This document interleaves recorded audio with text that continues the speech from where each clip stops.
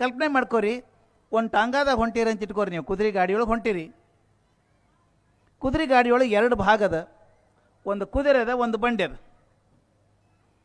ಬೇಗ ಬೇಗ ಹೋಗ್ಬೇಕಂದ್ರೆ ಯಾರಿಗೆ ಹೊಡಿತೀರಿ ನೀವು? ಬಂಡಿಗೆ ಹೊಡಿತೀರೋ ಕುದುರೆಗೆ ಹೊಡಿತೀರೋ? ಬಂಡಿಗೆ ಹೊಡೆದ್ರೆ ಉಪಯೋಗ ಇಲ್ಲ, ಕುದುರೆಗೆ ಹೊಡಿಬೇಕು ಅಲ್ಲ. ಅದೇ ರೀತಿ ಮನ್ಯಾಗ ಮಗು ಕೂತದ, ಶಾಲೆಯೊಳಗೆ ಕೂತದ, ಓದಂಗಿಲ್ಲ ಅಂತದ ಹುಡುಗ.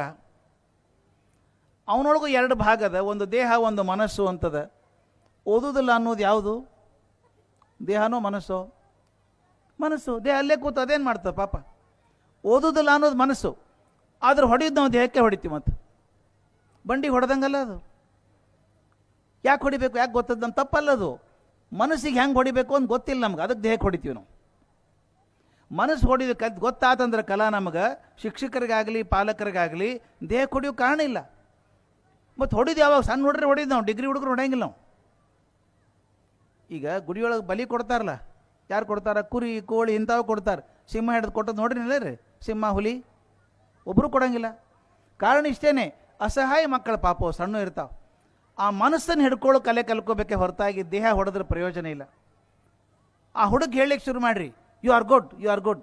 ಅವನಲ್ಲಿರೋದು ಒಳ್ಳೇದನ್ನು ಗುರುತಿಸಿ ಹೇಳೋದು ಜಾಸ್ತಿ ಮಾಡ್ಬೇಕು ನಾವು. ಅಯ್ಯೋ ನನಗೆ ಗೊತ್ತಾಗ್ಬಿಟ್ಟು ನೀವು ಫೇಲ್ ಆಗ್ತೀಯ ಅಂತ ಕೆಲವು ಪೇರೆಂಟ್ಸ್ ಹೇಳೋದು ನೋಡಿದ್ದೀನಿ ನಾನು. ನನಗೆ ಗೊತ್ತಿತ್ತು ನೀವು ಫೇಲ್ ಆಗ್ತಾನಂತ, ಅವತ್ತೇ ಗೊತ್ತಿತ್ತು ನನಗೆ. ಗೊತ್ತಿದ್ರೆ ಸುಮ್ಮನೆ ಯಾಕೆ ಕೂತಿದ್ರಿ? ಅದು ಫೇಲ್ ಆದ್ಮೇಲೆ ಹೇಳೋದು ನಾವು, ನನಗೆ ಗೊತ್ತಿತ್ತು ನೀವು ಫೇಲ್ ಆಗ್ತೀಯ ಅಂತ. ಅದಕ್ಕೆ ವಿವೇಕಾನಂದರು ಭಾಳ ಚಂದ ಹೇಳ್ತಾರೆ, ನಿಮ್ಮ ಮಗ ನೀ ದಡ್ಡ ದಡ್ಡ ದಡ್ಡ ಅಂತ ಕರೆದ್ರೆ ಅವನು ದಡ್ಡ ಆಗೇ ತೋರಿಸ್ತಾನೆ ನಿಮಗೆ. You continue to call your son an idiot, he proves you right ಅಂತ. ಅದು ಬೇಕಿಲ್ಲ ಅಂದರೆ ಬರೀ ಎತ್ತರಿಸಿ ಕೂಡಿಸ್ಬೇಕು ಅಂತಲ್ಲ, ಶಿಸ್ತು ಮಾಡೋಣ ಅಂತ. ಅದಕ್ಕೊಂದು ಸಣ್ಣ ಕೆಲಸದ. ಮೊದಲಿನ 5 ವರ್ಷ ಏನದ ಮಕ್ಕಳದು ಬಹಳ ಪ್ರೀತಿ ಕೊಡ್ರಿ. ಲಾಲಯೇತ್ ಪಂಚವರ್ಷಾಣಿ ಅಂತ ಮಾತು. ಮೊದಲಿನ 5 ವರ್ಷ ದಯವಿಟ್ಟು ಕೆಟ್ಟ ಸುದ್ದಿ ಹೇಳಬೇಡ್ರಿ ಮಕ್ಕಳಿಗೆ. ಕೆಟ್ಟ ಸುದ್ದಿ ಇಲ್ಲ ಅಂತಲ್ಲ ಜಗತ್ತಿನಾಗ, ಭಾಳ ಕೆಟ್ಟವು.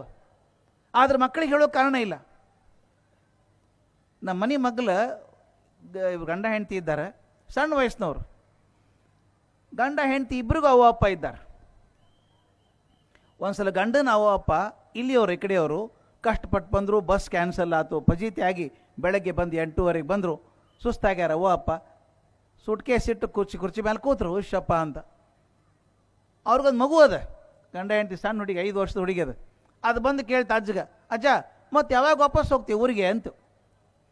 ಅವೊಂದು, ಅಯ್ಯೋ ತಾಯಿ ಈಗಿನ ಬಂದಿನಲ್ಲ, ಊರಿಗೆ ಹೋಗೋ ವಿಚಾರ ಯಾಕೆ ಅಂದ. ಆ ಹುಡುಗಿ ಹೇಳ್ತು, ನನಗೆ ಗೊತ್ತದ ಇನ್ನೊಂದು ತಿಂಗಳ ಕಿರಿಕಿರಿ ತಪ್ಪಿದ್ದಲ್ಲ ಅಂತ. ಇದು ಯಾರ ಮಾತು ಅಂತ ತಿಳ್ಕೊಬೇಕಾದ್ರೆ ಭಾಳ ಶಾಣೆತನ ಏನು ಬೇಕಾಗಿಲ್ಲ. ಹಿಂದಿನ ದಿವಸ ಗಂಡ ಹೆಂಡತಿ ಜಗಳಾಡ್ಯಾರ.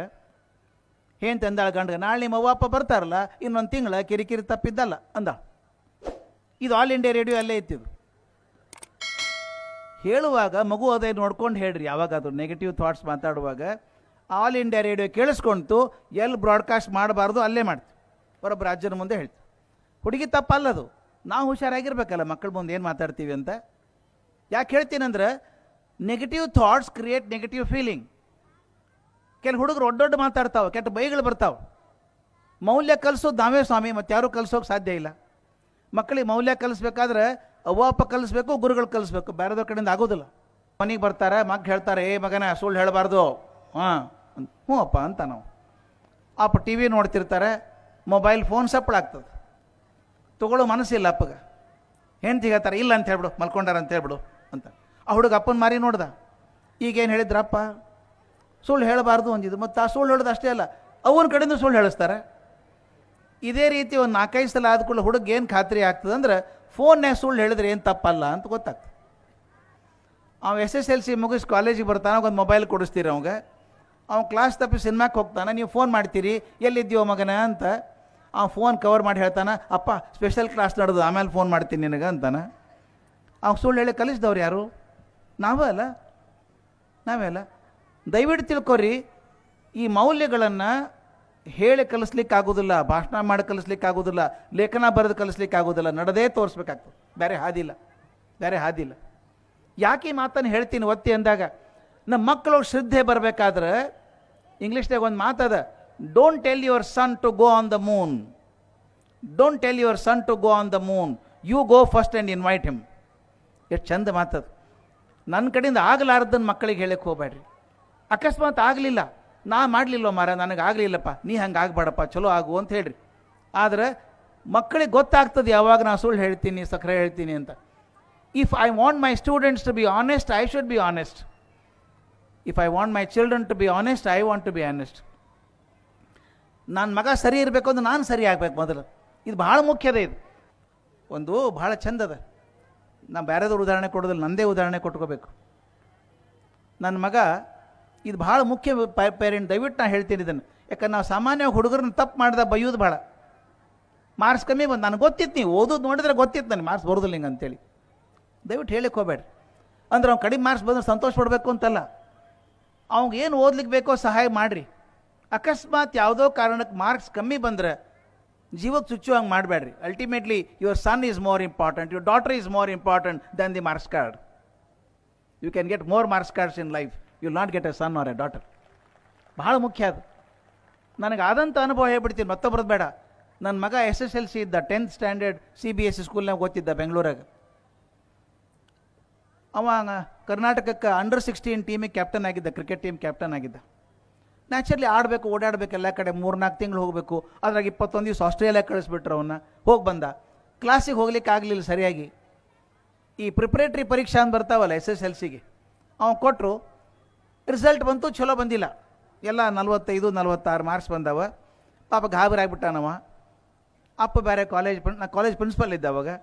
ಮನೆಗೆ ಹೋಗಿ ತಮ್ಮ ಹೋಗಿ ತೋರ್ಸಾನ. ಅವ ಮಾರ್ಕ್ಸ್ ಕಾರ್ಡ್, ಪ್ರೋಗ್ರೆಸ್ ಕಾರ್ಡ್ ಅದಲ್ಲ, ಅದು ಬ್ರಹ್ಮ ಹಣೆ ಬರೋದು, ಬ್ರಹ್ಮ ಬರೋದಂಥದ್ದು ಅಂತ ತೋರ್ಸಾನ. ಆಕೆ ನೋಡಿದ್ಲು, ಏನು ನೀನು ಹಣೆ ಬಾರ ಅಂದ್ಲಕ್ಕಿ. ಎಲ್ಲ 40, 42, 45 ಅವಲು. ನಿಮ್ಮ ಅಪ್ಪರೇ ಪ್ರಿನ್ಸಿಪಾಲು, ನೀನು ಹಣೆ ಬಾರ ಹಿಂಗಾತಲೋ, ಬಂದು ನಾನು ಬೈತಾರಪ್ಪ ನಿನಗೆ ಅಂತ ಬೇರೆ ಹೆದರಿಸ್ಬಿಟ್ಟಾಳಕ್ಕೆ. ಮೊದಲೇ ಹೆರ್ಯಾನ ತಲೆ ಮೇಲೆ ಕಪ್ಪಿ ಹಾಕಿದ್ಲಕ್ಕಿ. ಸಂಜೆಗೆ ನಾ ಮನೆಗೆ ಹೋದೆ, ಊಟ ಮಾಡಿ ಪೇಪರ್ ಹೋಗೋದು ಕೂತಾಗ ನನ್ನ ಕಣ್ಣಂಚಿನೊಳಗೆ ಯಾರೋ ನಿಂತಂಗೆ ಕಾಣಿಸ್ತು. ನೋಡಿದೆ, ನಿಂತಿದ್ದೀವ. ಯಾಕೋ ಅಂತ ಕೇಳಿದೆ. ಧ್ವನಿ ನಡುಗ್ತಿತ್ತು. ಅಪ್ಪ ಪ್ರೋಗ್ರೆಸ್ ಕಾರ್ಡು ಸಹಿ ಮಾಡಬೇಕು ಅಂದ. ತೊಗೊಂಡು ಬಾಯಿಲೆ ಅಂದೆ. ಕೊಟ್ಟ. ಅದೇನು ಬ್ರಹ್ಮವಿದ್ಯಾನ, ಒಂದು ಕ್ಷಣದಾಗ ಗೊತ್ತಾಗ್ತದೆ ಮಾರ್ಕ್ಸ್ ಕಮ್ಮಿ ಅಂತ. ನೋಡಿದೆ, ತಲೆ ಎತ್ತಿ ನೋಡಿದೆ, ಅವನ ಕಣ್ಣಂಚಿನ ನೀರು ಇಲ್ಲೇ ನಿಂತಿತ್ತು. ಬೈದ್ರೆ ಗಳಗಳ ಅಳತಾನಂತ ಗ್ಯಾರಂಟಿ ಗೊತ್ತಿತ್ತು ನನಗೆ. ನೋಡಿದೆ, ಪೆನ್ ಎಲ್ಲೋ ಅಂದೆ. ಸೊಯ್ ಅಂತ ಕೋಲಿಗೆ ಹೋದ, ಪೆನ್ ತೊಗೊಂಬಂದ. ಸರ ಸೈನ್ ಮಾಡಿದೆ, ಕೊಟ್ಟೆ. ಬಿಡೋ, you are a good boy, I know. ನೀ ಕ್ರಿಕೆಟ್ ಆಡೋದೆಲ್ಲ ಹಿಂಗಾಗಿ ಆಗಿಲ್ಲ, ಏನು ಚಿಂತಿಲ್ಲೋ, ಫೈನಲ್ನಾಗ ಚಲೋ ಮಾಡ್ತೀವಿ ಬಿಡು ನೀನು ಅಂತ ಹೇಳಿ ಸಹಿ ಮಾಡಿಕೊಟ್ಟೆ. ಸಹಿ ಮಾಡಿಕೊಟ್ರು. ಆ ಪ್ರೋಗ್ರೆಸ್ ಕಾರ್ಡ್ ತೊಗೊಂಡು ಎಲ್ಲಿ ಹೋಗ್ಬೇಕವ, ತನ್ನ ಕೋಲಿಗೆ ಹೋಗಲಿಲ್ಲ. ಸೊಯ್ ಅಂತ ಅಡುಗೆ ಮನೆಗೆ ಹೋದ. ಅಮ್ಮ ಅಪ್ಪ ಬೈಲೇ ಇಲ್ಲ. ಅವನ ಕಣ್ಣಾಗ ಕಂಡಂಥ ಖುಷಿ ಏನಿತ್ತು ಅದಕ್ಕೊಂದು ₹1,00,00,000 ಕೊಟ್ಟರು ಕಮ್ಮಿ. ಒಂದು ಅವ SLC ಮಾಡ್ದ, ಇಂಜಿನಿಯರಿಂಗ್ ಮಾಡ್ದ, ಇಂಗ್ಲೆಂಡಿಗೆ ಹೋದ MS ಮಾಡಲಿಕ್ಕೆ. ಅಲ್ಲಿ ಟಾಪ್ ಕ್ಲಾಸ್ ಆದ, ಫಸ್ಟ್ ಬಂದ MSಗೆ ಇಂಗ್ಲೆಂಡ್ನಾಗ. ನಾವು ಮೇಲೆ ಕಳಿಸ್ತಾನೆ ನನಗೊಂದು, ನಾವು ಕಾಯ್ದಿಟ್ಟಿನಿ ನನ್ನ ತನಕ. ಯಾಕೆ ಹೇಳ್ತೀನಂದ್ರೆ ಮಕ್ಕಳು ಹಂಗೆ ಇರ್ತಾವ್ರಿ. ನನಗೊಂದು ಮೇಲ್ ಕಳಿಸ್ಯಾನವ. I don't know papa whether you recognise that the turning point in my life was the day you sign the progress card without shouting at me. ಅವ್ನು ಹೇಳ್ತಾನೆ, ನನ್ನ ಶೈಕ್ಷಣಿಕ ಜೀವನದಾಗ ಬಹುದೊಡ್ಡ ತಿರುವು ಸಿಕ್ಕದ್ದು ಯಾವತ್ತು ಅಂತ ಬಹುಶಃ ನಿನಗೆ ಗೊತ್ತಿರಲಿಕ್ಕಿಲ್ಲ. ಅದು ಸಿಕ್ಕದ್ದು ನನಗೆ ಬೈಲಾರ್ದ ಪ್ರೋಗ್ರೆಸ್ ಕಾರ್ಡ್ ಸಹಿ ಮಾಡಿದಲ್ಲ ಆ ದಿವಸ. ಅವತ್ತೇ ನನಗೆ ಖಾತ್ರಿ ಆಯಿತು, ಅಕಸ್ಮಾತ್ ಯಾವುದೋ ಕಾರಣಕ್ಕೆ ನಾ ಸೋತ್ರ ನಮ್ಮಪ್ಪ ನಾನು ಹಿಡ್ಕೋತಾರ ಅಂತ ಧೈರ್ಯ ಬಂತು ನನಗೆ. ಇದು ಭಾಳ ಮುಖ್ಯ ಇದು ಅಲ್ಲ. ಮೊದಲೇ ಹುಡುಗರು ಅಕಸ್ಮಾತ್ ಯಾವುದೋ ಕಾರಣಕ್ಕೆ ಮಾರ್ಕ್ಸ್ ಕಮ್ಮಿ ಬಂದ್ರೆ ಅವೇ ಕುದ್ದು ಹೋಗಿರ್ತಾವೆ. ಅದ್ರ ಮೇಲೆ ನಾವು ಬೈಯೋದು. ನನಗೆ ಗೊತ್ತಿತ್ತು ನೀ ಫೇಲ್ ಆಗ್ತೇನೆ, ನೀನು ಹಣೆ ಬರೋದು ಇಷ್ಟೇ ಅದ ಕೂಡ್ನಿ. ಯಾಕೆ? ಆ್ಯಕ್ಚುಲಿ ನಿಮಗೆ ಕೈಯಾಗ ಕೋಲ್ ಬೇಕಾಗೋದು ಯಾವಾಗ? ಕಾಲು ಅಶಕ್ತ ಆದಾಗ ಅಲ್ಲ. ಕಾಲು ಅಶಕ್ತ ಆದಾಗ ಕೋಲ್ ಬೇಕು. ಕೋಲ್ ಕೊಡ್ರಿ, ಧೈರ್ಯ ಕೊಡ್ರಿ, ಓದ್ಲಿಕ್ಕೆ ಶಕ್ತಿ ಕೊಡ್ರಿ. ಓದಪ್ಪ ನೀನು ಧೈರ್ಯ ಆದ ನಿನ್ನ ಕಡೆ ಮಾಡು, ಚಲೋ ಮಾಡು ಅಂತ ಹೇಳ್ರಿ. ಆದರೆ ನೆಗೆಟಿವ್ ಥಾಟ್ಸ್ ಬೇಡ. ಒಬ್ಬ ಗುರು, ಒಬ್ಬ ತಂದೆ ತಾಯಿ ಎಂಥ ಶಕ್ತಿ ಕೊಡ್ಬೋದು ಮಗ್ಗ ಅಂತ ಒಂದೆಲ್ಲೋ ಕತೆ ಬರ್ತಿದ್ದೆ ನಾನು. ಇದು ಆದದ ಕತೆ ಜಪಾನ್ಯಾಗ. ಒಬ್ಬ ಹುಡುಗ, ಆ 8 ವರ್ಷದ ಹುಡುಗ ಕರಾಟೆ ಚಾಂಪಿಯನ್ ಆಗಬೇಕು ಅಂತ ಆಶೆ ಅವಾಗ. ಭಾಳ ಚಂದ ಪ್ರಾಕ್ಟೀಸ್ ಮಾಡ್ತಿದ್ದ. ಗುರುವಿನ ಕಡೆ ಹೋದ. ಗುರು ದಿನ ಕೋಚಿಂಗ್ ಕೊಡ್ಬೇಕು ಅವಾಗ. ಆ ಹುಡುಗ ಬೆಳೆಯೋ ರೀತಿ ನೋಡಿ ಅವಾಗ ಗುರುಗೆ ಅನಿಸ್ತು, ಇವ್ ಆಗ್ತಾನೆ ರೀ, ಚಾಂಪಿಯನ್ ಆಗ್ತಾನಿವ ಅಂತ ಅನಿಸ್ತು. ಆದರೆ ದುರ್ದೈವ, ಆ ಹುಡುಗ 11 ವರ್ಷದವಿದ್ದಾಗ ಅವ್ವ ಅಪ್ಪನ ಜೋಡಿ ಕಾರ್ನಾಗೆಲ್ಲ ಹೋಗ್ತಿದ್ದ. ಕಾರಿಗೆ ಆಕ್ಸಿಡೆಂಟ್ ಆಯ್ತು. ಆ ಹುಡುಗನ ಎಡಗೈ ಕತ್ತರಿಸೋತು, ಮೊಳಕೈ ತನಕ ಕತ್ತರಿಸೋತು. ಆಮೇಲೆ ಗ್ಯಾಂಗ್ರೀನ್ ಆಗ್ಬಿಡ್ತು. ಈ ಭುಜದ ತನಕ ತೆಗೆದುಬಿಟ್ರು. ಕೈನೇ ಇಲ್ಲ ಎಡಗಡೆ ಪೂರ. ಆ ಹುಡುಗಂದ ನನ್ನ ಜೀವನ ಮುಗೀತು ಅಂದ. ಯಾಕಂದ್ರೆ ಅವನ ಆಸೆ ಇದ್ದದ್ದೇನು? ಕರಾಟೆ ಚಾಂಪಿಯನ್ ಆಗಬೇಕು, ನ್ಯಾಷನಲ್ ಚಾಂಪಿಯನ್ ಆಗಬೇಕು ಅಂತ. ಈ ಎಡಗೈನೇ ಇಲ್ಲ, ಕರಾಟೆ ಏನು ಮಾಡ್ತಾನೆ ಪಾಪ. ಮನ್ಯಾಗ ದುಃಖದಿಂದ ಕೂತಿದ್ದ. ಒಂದಿವ್ಸ ಕರಾಟೆ ಮಾಸ್ತರ್ ಮನೆಗೆ ಬಂದರು. ಯಾಕೋ ಬರೋದಿಲ್ಲ ಕೋಚಿಂಗಿಗೀಗ ಅಂದರು. ಒಂದು ತಮಾಷೆ ಮಾಡ್ತೀರೇನು ಸರ್ ಅಂದ. 2 ಕೈ ಸಾಲೋದಿಲ್ಲ ಕರಾಟೆಗೆ ಅಂತದ್ರಾಗ ಒಂದು ಕೈನೇ ಇಲ್ಲ ನನಗೆ, ನಾ ಏನು ಕರಾಟೆ ಮಾಡ್ತೀನಿ. ನೀ ಬಾರೋ, ನಿನ್ನ ಉದ್ದೇಶ ನ್ಯಾಷನಲ್ ಚಾಂಪಿಯನ್ ಆಗ್ಬೇಕಲ್ಲ, ನಾ ಮಾಡ್ತೀನಿ ಬಾ ನಿನ್ನ. ಹುಡುಗ ಆಶಾದ್ಲೆ ಗುರು ಕಡೆ ಹೋದ. ಗುರು 2 ಮಾತು ಹೇಳಿದ. ಇನ್ನು ದಯವಿಟ್ಟು ತಿಳ್ಕೊಬೇಕು, ಭಾಳ ಸಿಂಬಾಲಿಕ್ ಅದ ಕಥೆ ಇದು. ಗುರು ಹೇಳ್ದ, ನೋಡು ಮಗು, 2ರಾಗ ಪೂರ್ತಿ ನಂಬಿಕೆ ಇರ್ಬೇಕು ನಿನಗೆ. ನಾನು ನಿನಗೆ ಕಲಿಸೋದು ಒಂದೇ ಪೇಚ್ ಕಲಿಸ್ಕೊಡ್ತೀನಿ. ಸಾಕಷ್ಟು ಪೇಚ್ ಇರ್ತಾವೆ ಕರಾಟೆ ಹಾಕಲಿಕ್ಕೆ, ಒಂದೇ ಪೇಚ್ ಕಲಿಸ್ತೀನಿ ನಾನು. ಒಂದ್ರಾದ ಗೆದ್ದುದು ಹೆಂಗೆ ರೀ ಅಂದ. ಇದು ಬೇಡ ನಿನಗೆ. ಗುರುವಿನೊಳಗೆ ನಂಬಿಕೆ ಇರಲಿ. 2ನೇದು ನಾ ಕಲಿಸಿನಲ್ಲ ಪೇಚು, ಅದು 1ರಾಗ ಶ್ರದ್ಧೆ ಇರಲಿ. 2ನೇದು ಬ್ಯಾಡ ನಿನಗೆ. ಕಂಪ್ಲೀಟ್ ಶ್ರದ್ಧಾ ನಿನ್ನೊಳಗೆ ಇತ್ತಂದ್ರೆ ನೀನು ನ್ಯಾಷನಲ್ ಚಾಂಪಿಯನ್ ಆಗ್ತಿ. ಗಟ್ಟಿ ಮಾಡ್ಕೊ ಮನಸ್ಸನ್ನು. ನಾ ಕಲಿಸೋದು 2. ಒಂದು ಆ ಪೇಚ್ ಕಲಿಸ್ತೀನಿ, ನನ್ನೊಳಗೆ ನಂಬಿಕೆ ಇರ್ಬೇಕು ನಿನಗೆ. 2 ಮಾತ್ರ ಇದ್ರೆ ಸಾಕು ಅಂತ. ಹುಡುಗ ನಂಬ್ಕೊಂಡ ಕಲೀಲಿಕ್ಕೆ ಹತ್ತ. ಅದು ಒಂದೇ ಪೇಜ್ ಕಲಿಸಿದ ಗುರು. ಕಲ್ತಾ ಹುಡುಗ ಅದರ ಚಾಂಪಿಯನ್ ಆಗಿಬಿಟ್ಟ ಆ ಪರ್ಟಿಕ್ಯುಲರ್ ಪೇಜ್ನೊಳಗೆ. ಆದರೂ ಮನಸ್ಸಿನಾಗೆಲ್ಲ ಕೊರಗಿತ್ತು ಅವಂಗ. ಒಂದೇ ಪೇಜ್ ಕಲ್ತ್ರೆ ಗೆಲ್ಲುವುದು ಹೆಂಗೆ ನಾನು. 2 ವರ್ಷ ಆದಮೇಲೆ ನ್ಯಾಷನಲ್ ಚಾಂಪಿಯನ್ಶಿಪ್ ಬಂತು. ಎಲ್ಲರೂ ಹೆಸರು ಕೊಟ್ಟರು, ಇವನು ಹೆಸರು ಕೊಟ್ಟ. ದೊಡ್ಡ ಸುದ್ದಿ ಪೇಪರ್ನಾಗ. ಕೈನೇ ಇಲ್ದಂಥ ಹುಡುಗ ಕಾಂಪಿಟೇಷನ್ ಬಂದಾನ. ಎಲ್ಲ ಬಂದಾನ ಪಾಪ. ಮೊದಲೇ ರೌಂಡ್ನಾಗ ಸೋತು ಹೋಗ್ತಾನ ಅಂದರು. ಮೊದಲೇ ರೌಂಡ್ ನಡೀತು. ಒಬ್ಬ ವಿರುದ್ಧ ವೈರಿ ಬಂದ. ಈ ಹುಡುಗ ಏನು ಮಾಡ್ದ ಗೊತ್ತದ, ಆ ಕಲ್ತದ್ದು ಒಂದೇ ಪೇಚ್ ಅಲ್ಲ, ಮತ್ತೊಂದು ಏನೂ ಬರೋದಿಲ್ಲ ಅವಂಗೆ. ಆ ಪೇಚ್ ಹಾಕಿದ, ಎದುರಿಗಿದ್ದ ಒಂದು ಹಪ್ಪಂದು ಬಿದ್ದು ಹೋದ. 1 ಮಿನಿಟ್ನಾಗ ಯುದ್ಧ ಮುಗಿದ ಹೋತು. ಸೆಕೆಂಡ್ ರೌಂಡಿಗೆ ಹೋದ. ಒಂದಂದ್ರು ವಿಚಿತ್ರ ಆತಲ್ರಿ ಇದು, ಅವ ಯಾಕೆ ಬಿದ್ದವ. ಒಂದೇ ಕೈಲಿ ಹಿಂಗೆ ತಿರುಗಿದ್ರೆ ಬಿದ್ದೆ ಹೋಗ್ಬಿಟ್ಟ ಹುಡುಗ. ಬಹುತೇಕ ಸಹಾನುಭೂತಿಯಿಂದ ಬಿದ್ದಿರಬೇಕು ಕೈಯಲ್ಲಿ ಹುಡುಗ ಅಂತ. 2ನೇ ರೌಂಡ್ ಆತು, 3ನೇ ರೌಂಡ್ ಆತು, 4ನೇ ರೌಂಡ್ ಆತು. ಸೆಮಿಫೈನಲ್ದಾಗ ಬಂದ್ಬಿಟ್ಟ ಹುಡುಗ. ಪೇಪರ್ನ ನ್ಯೂಸ್ ಅದೇ, ಕೈಯಿಲ್ದ ಹುಡುಗ ಸೆಮಿಫೈನಲ್ ಬಂದ. ಎಲ್ಲರಿಗೂ ಆಶ್ಚರ್ಯ ಅದು. ಕಡೆಗೆ ಸೆಮಿಫೈನಲ್ನ ಸಹಿತ ಆ ಅಪೋನೆಂಟನ್ನು ಸೋಲಿಸಿ ಫೈನಲಿಗೆ ಬಂದ್ಬಿಟ್ಟ. ಇವನ ವಿರುದ್ಧ ಫೈನಲಿಗೆ ಬಂದವ ಭಾರಿ ರಾಕ್ಷಸ ಅಂತ ಮನುಷ್ಯ, ಸುಮೋ ರೆಸ್ಲರ್ ಟೈಪ್ ಮನುಷ್ಯ, ಅವನು ದಾಂಡಿಗ. ಅವ್ನು ಹೇಳ್ದ, ನೋಡಪ್ಪ ಹುಡುಗ, ಫೈನಲ್ ತನಕ ಬಂದು ಇದೇ ಹೆಚ್ಚಿನ ನಿನಗೆ ಸಾಕು, ಇನ್ನು ಜಾಸ್ತಿ ಪ್ರಯತ್ನ ಮಾಡ್ಲಿಕ್ಕೆ ಹೋಗಬೇಡ. ಯಾಕಂದ್ರೆ ನಾನು ಯುದ್ಧದಾಗ ಕರಾಟೆ ಮಾಡುವಾಗ ನೀನು ಹೊಡೆದ್ರೆ ಸತ್ತೇ ಹೋಗ್ಬಿಡ್ತೀಯಪ್ಪ, ನೀನು ಸಣ್ಣ ಹುಡುಗ, ನೀನು ಸಾಕು ಅಂತ ಹೇಳಿಬಿಡು. ಆ ಹುಡುಗ ಹೌದು ಅನ್ನಿಸ್ತು. ಗುರು ಕಡೆ ಹೋದ. ಹಿಂಗೆ ಅಂತಾರ್ರಿ ಅವರು, ಫೈನಲ್ ತನಕ ಬಂದು ಸಾಕು ಅಂತಾರೆ, ಬಿಟ್ಬಿಡ್ಲೇನೋ ಅಂದ. ಗುರು ಸರಿಯಾಗಿ ಕಪ್ಪಾಳಿಗೆ ಹೊಡೆದ. ನಿನಗೇನು ಹೇಳಿದ್ದೆ ನಾನು, ನಂಬಿಕೆ ಕಳ್ಕೊಬೇಡ ಅಂತ ಹೇಳಿದ್ದೆ. ನಿನ್ನೊಳಗೆ ಶ್ರದ್ಧೆ ಇಟ್ಕೋ, ನೀ ಕಲ್ತಂಥ ಒಂದು ಪೇಚೊಳಗೆ ಶ್ರದ್ಧೆ ಇಟ್ಕೋ, ನನ್ನೊಳಗೆ ನಂಬಿಕೆ ಇಟ್ಕೋ, ನೀನು ಮಾಡಿ ಹೋಗಿ ನೀನು ಅಂದ. ಹುಡುಗ ಮರುದಿವಸ ಹೋದ. ಎಲ್ಲರೂ ಅಂದರು ಅನ್ಫೇರ್ ಕಾಂಪಿಟೇಷನ್ ಇದು. ಪುಟ್ಟ ಹುಡುಗ, ಅವನಿವ್ರು ದಾಂಡಿಗೆ ರಾಕ್ಷಸ ನಿಂತ್ಕೊಂಡು ನಾನು. ಯುದ್ಧ ಶುರು ಆಯ್ತು, ವಿಸಿಲ್ ಹೊಡೆದ್ರು. ಒಂದು ಕ್ಷಣದಾಗ ಇವ ಅದೇ ಪೇಚ್ ಹಾಕಿದ, ಆ ರಾಕ್ಷಸ ದಪ್ಪ ಅಂತ ಬಿದ್ದ, ಸೋತ. ಅವಂದ ಕಾಲ ನೀರಿತ್ತು, ಜಾರಿದೆ ಅಂತ ಇವನು ನೆವ ತೆಗೆದ. ಇನ್ನೊಮ್ಮಾಗ್ರಿ ಅಂತ ಸೆಕೆಂಡ್ ಪ್ಲೇ. ಹುಡುಗ ಆಗಲಿ ಅಂದ. ಮತ್ತೊಂದು ಸಲ ಅದೇ ಪೇಚ್ ಹಾಕಿದ, ಮತ್ತೆ ಬಿದ್ದವ. ಚಾಂಪಿಯನ್ ಆಗಿಬಿಟ್ಟು ಹುಡುಗಿವ. ಅವನು ಸೋತವಂಗೂ ಆಶ್ಚರ್ಯ, ಗೆದ್ದವಂಗೂ ಆಶ್ಚರ್ಯ, ಯಾಕಾದೆ ಚಾಂಪಿಯನ್ ನಾನು ಅಂತ. ಗುರುಗಳ ಕಡೆ ಹೋದಂತ, ನನಗೇನೂ ಅರ್ಥ ಆಗೋಲ್ದು ಸರ್, ಎಲ್ಲರೂ ಸೋತರು, ನಾ ಚಾಂಪಿಯನ್ ಆದೆ, ಹೆಂಗೆ ಚಾಂಪಿಯನ್ ಆದೆ, ಬರೋದೇ ಒಂದಕ್ಕೆ ಪೇಚ್ ನನಗೆ ಅಂತ. ಅವಾಗ ಅವ್ನು ಗುರು ಹೇಳ್ತಾನೆ, ಚಿಂತೆ ಮಾಡಬೇಡ ಮಗು, ನೀನು ಕಲಿಸಿದ ಪೇಚ್ ಎಂಥದ್ದು ಗೊತ್ತದ ನಿನಗದು. ಆ ಪೇಚ್ ಎಂಥದ್ದು ಕಲಿಸಿನಂದ್ರೆ, ನೀ ಹಾಕಿದ ಪೇಚಿಂದ ಪಾರ ಆಗಬೇಕಾದ್ರೆ ಅವ್ರಿಗೆ ಒಂದೇ ಹಾದಿ ಇರೋದು. ಅದೇನಂದ್ರೆ ನೀನು ಎಡಗೈ ತಿರುವಿ ಹಿಂತಿರ್ಬೇಕು. ಹಿಂಗೆ ನೀನು ಎಡಗೈನೇ ಇಲ್ಲ, ಏನು ತಿರುಗುತ್ತಾರೆ ಅವರು. ಎಂಥ ಮಜಾ ಅದ ನೋಡ್ರಿ. ನೀನು ಸೋಲಿಸ್ಬೇಕಾದ್ರೆ ಒಂದೇ ಒಂದು ಹಾಕಬೇಕಾದವ್ರಂದ್ರೆ ನೀನು ಎಡಗೈ ತಿರುಗಿಸ್ಬೇಕು. ಅವರು ನೀನು ತಿರುಗಿಸ್ಲಿಕ್ಕೆ ಎಡಗೈನೇ ಇಲ್ಲ, ಅದಕ್ಕೆ ಇಂಥ ಪೇಚ್ ಮಾಡೀನಿ ನಾನು ಅಂತ. ಒಬ್ಬ ಸಮರ್ಥನಾದಂಥ ಗುರು ಕೈಯಾಗಿ ಶಿಕ್ಷೆ ಸಿಕ್ಕ ಅಂದರೆ ಅವನ ಅಶಕ್ತತೆಯನ್ನು ಕೂಡ ಸಶಕ್ತತೆಯಾಗಿ ಮಾಡ್ತಾನೆ ಗುರು. ಆತ್ಮವಿಶ್ವಾಸ ಬೆಳೆಸ್ತಾನೆ. ಅದನ್ನು ನಾವು ಮನ್ಯಾಗ ಮಾಡಬೇಕು.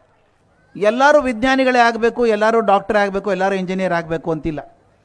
ಎಲ್ಲರೂ ಡಾಕ್ಟರ್ ಆದ್ರೆ ಜಗತ್ತಿಷ್ಟು ಕೆಟ್ಟು ಹೋಗ್ತದೆ ಹೇಳ್ತೀನಿ ನಾನು. ಅಸಾಧ್ಯ ಕೆಟ್ಟು ಹೋಗ್ತದೆ. ಪೇಷಂಟ್ ಯಾರೇ ಬೇಕಲ್ಲ ನಿಮ್ಗೆ, ಎಲ್ಲರೂ ಡಾಕ್ಟ್ರೇ. ಎಲ್ಲರೂ ಇಂಜಿನಿಯರ್ ಆದರೂ ಜಗತ್ತು ಕೆಟ್ಟು ಹೋಗ್ತದೆ.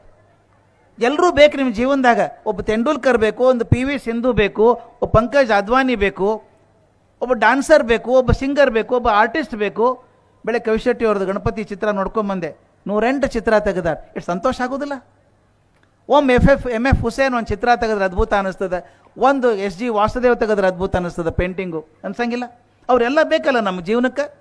ಆದ್ದರಿಂದ ದಯವಿಟ್ಟು ಎಲ್ಲರೂ ಒಂದೇ ಟ್ರೈನಿನ ಬೋಗಿ ಹೋದಂಗೆ ಎಲ್ಲರೂ ಅಲ್ಲೇ ಹೋಗೋದಾಗಬಾರ್ದು. ನಿಮ್ಮ ಮಕ್ಕಳಿಗೆ ಶಕ್ತಿ ನೋಡ್ಕೊಂಡು ಅದರ ಪ್ರಕಾರ ಬೆಳೆಸ್ರಿ. ಆತ್ಮವಿಶ್ವಾಸ ಕೊಡ್ರಿ. ಮೊದಲನೇದು ಅವರೊಳಗೆ ಆತ್ಮವಿಶ್ವಾಸ ಕೊಡ್ರಿ. ಎರಡನೇದು, ನಮ್ಮ ಪರಂಪರೆ ಬಗ್ಗೆ ವಿಶ್ವಾಸ ಕೊಡ್ರಿ ದಯವಿಟ್ಟು. ನಮ್ಮ ಪರಂಪರೆ ಭಾಳ ದೊಡ್ಡದು, ಸಣ್ಣ ಪರಂಪರೆ ಅಲ್ಲ ಇದು. 5,000 6,000 ವರ್ಷಗಳಿಂದ ಬಂದದ ಪರಂಪರೆ ಇದು. ಜಗತ್ತೆಲ್ಲ ಮಲ್ಕೊಂಡಾಗ ನಮ್ಮವರು ಜ್ಞಾನ ಬೋಧನೆ ಮಾಡಿದ್ರು ಜಗತ್ತಿಗೆ. ಅಂಥ ಪರಂಪರೆಗೆ ಸೇರಿದವರು ನಾವು ಅಂತ ಹೆಮ್ಮೆ ಬರಬೇಕಲ್ಲ. ನಮ್ಮ ದೇಶದ ಬಗ್ಗೆ ಪ್ರೀತಿ ಬರಬೇಡ ನಮ್ಮ ಹುಡುಗರಿಗೆ. ದಯವಿಟ್ಟು ನಮ್ಮ ದೇಶದ ಬಗ್ಗೆ ಪ್ರೀತಿ ಕೊಡ್ರಿ. ನನ್ನ ಗೆಳೆಯ ಒಬ್ಬ ಇದ್ದ, ಭಾಳ ನೆಗೆಟಿವ್ ಮನುಷ್ಯ, ತಿರುಗಿ ಮರಿಗೆ ಬರವ, ಏ ದೇಶ ಉದ್ಧಾರ ಆಗೋದಿಲ್ಲ ಬಿಡ ನಾವು. ಯಾಕೋ ಅಂತ ಕೇಳಿದೆ. ಇಂಡಿಯಾ ಉದ್ಧಾರ ಆಗೋದಿಲ್ಲ ಬಿಡ ಅಂತಂತಿದ್ದೆ. ಯಾಕೆ? ನಾ ಕೇಳಿದೆ, ಯಾವ ದೇಶ ಉದ್ಧಾರ ಆಗ್ಯದ ಅಂತ ಅನಿಸ್ತದೆ ನಿನಗೆ? ಅಮೇರಿಕಾ ಅಂದ. ಅವ್ನು ನೋಡೇ ಇಲ್ಲ ಅಮೇರಿಕಾ. ನಾ ವರ್ಷಕ್ಕೊಮ್ಮೆ ಹೋಗ್ತೀನಿ. ನಾವು ಹೇಳಿದೆ, ನೋಡಪ್ಪ ನಾನು ಹೋಗೀನಿ, ಅಲ್ಲಿಯೂ ಆಕಾಶದಾಗ ವಾಯುವಿನೊಳಗೆ 21% ಆಕ್ಸಿಜನ್ ಇರೋದು, ಜಾಸ್ತಿ ಇಲ್ಲ. ಇಲ್ಲೂ 21%. ಅಲ್ಲಿಯೂ ಎಲೆ ಹೆಸರವ, ಇಲ್ಲೂ ಎಲೆ ಹೆಸರವ. ಅಲ್ಲಿಯೂ ನೀರದ, ಇಲ್ಲಿಯೂ ನೀರದ. ಅಲ್ಲಿಯೂ ಪ್ರಾಣಿವ, ಇಲ್ಲೂ ಪ್ರಾಣಿವ. ಇಂಡಿಯಾದಾಗ ಏನ್ರ ಕೆಟ್ಟಿದ್ರೆ ನಾನು ನೀನು ಇಬ್ಬರೇ ನೋಡಂತ ಇದ್ದೆ. ಕೆಟ್ಟದನ್ಲಿಕ್ಕೆ ಏನಾಗಿದೆ? ಯಾಕಂದ್ರೆ the moment I start not feeling proud about my country, ನನ್ನ ದೇಶದ ಬಗ್ಗೆ ಅಭಿಮಾನ ಬರಲಿಲ್ಲ ಅಂತಂದ್ರೆ ಬೆಳೆಸ್ಬೇಕು ನಾವು ಅಭಿಮಾನ. ಎಂಥದ್ದು ಯಾವ ದೇಶದಾಗ ನಿಂತೀನಿ ನಾನು. ದಯವಿಟ್ಟು ಹೇಳ್ತೀನಿ ಸ್ನೇಹಿತರೆ, ನಾನು ಭಾಳ ತಿರುಗಿನ ಜಗತ್ತಿನಾಗ. ನನ್ನ ಭಾರತ ದೇಶದಂಥ ದೇಶ ಜಗತ್ತಿನಾಗ ಎಲ್ಲೂ ಇಲ್ಲ, ಸಿಗ್ಲಿಕ್ಕೆ ಸಾಧ್ಯವೂ ಇಲ್ಲ. ನಾನು ಸುಮ್ಮನೆ ಖುಷಿಗೆ ಹೇಳಬೇಕು ಅಂತಲ್ಲ. ನೀವು ಅಮೇರಿಕಾದಾಗ ಹೋಗ್ರಿ, ವಾಕಿಂಗ್ ಹೋಗ್ರೆ ಮುಂಜಾನೆ ಬರ್ತಾರೆ 100 ಮಂದಿ ಬರ್ತಾರೆ ಎದುರಿಗೆ, ಗುಡ್ ಮಾರ್ನಿಂಗ್ ಗುಡ್ ಮಾರ್ನಿಂಗ್ ಅಂತ ಎಲ್ಲರೂ ಅಂತಾರೆ. ಒಬ್ಬರು ಮನೆಗೆ ಕರ್ಕೊಂಡಾಗ ಒಂದು ಕಪ್ ಚಹಾ ಕೊಡೋದಿಲ್ಲ, ನಿಮಗೆ ಕೊಡೋದಿಲ್ಲ. ಆದರೆ ನಮ್ಮ ಭಾರತ ದೇಶದ ಹೆಂಗೆ ಗೊತ್ತೇನು? ಟ್ರೈನ್ಯಾಗ ಹೋಗ್ರಿ, ಒಂದು 6 ತಾಸು ಹೋದ್ರೆ 4 ಮಂದಿ ಪರ್ಮನೆಂಟ್ ಫ್ರೆಂಡ್ಸ್ ಆಗಿರ್ತಾರೆ. ಪರ್ಮನೆಂಟ್ ಫ್ರೆಂಡ್ಸ್ ಅವರು ಬರಲ್ಲ, ನಮ್ಮ ಮನೆಯಾಗ ಇರಲ್ಲ, ಅಲ್ಲದಾಗ ದೋಸ್ತಿ ನಮ್ದೆಲ್ಲ. ಈ ಅಂತಃಕರಣ, ಈ ಪ್ರೀತಿ ಬೇರೆ ದೇಶದಾಗ ಸಿಗ್ಲಿಕ್ಕೆ ಸಾಧ್ಯ ಇಲ್ಲ. ಮತ್ತು ಇನ್ನೊಂದು ಮಾತು, it is better to be a first rate citizen in our own country rather than a second grade citizen in any other country. ಬೇಕಿಲ್ಲ ನನಗೆ. ಇದೆಂಥ ಅದ್ಭುತ ಕಂಟ್ರಿ ರೀ ಇದು. ದೇಶ ಸುಲಭ ಸಿಕ್ಕಿಲ್ಲ ನಮ್ಮ ದೇಶ, ಇದು ಸುಲಭ ಸಿಕ್ಕಿಲ್ಲ ನಮ್ಮ ದೇಶ. ನಮ್ಮ ಮಕ್ಕಳಿಗೆ ಹೇಳಬೇಕು ಇದನ್ನು.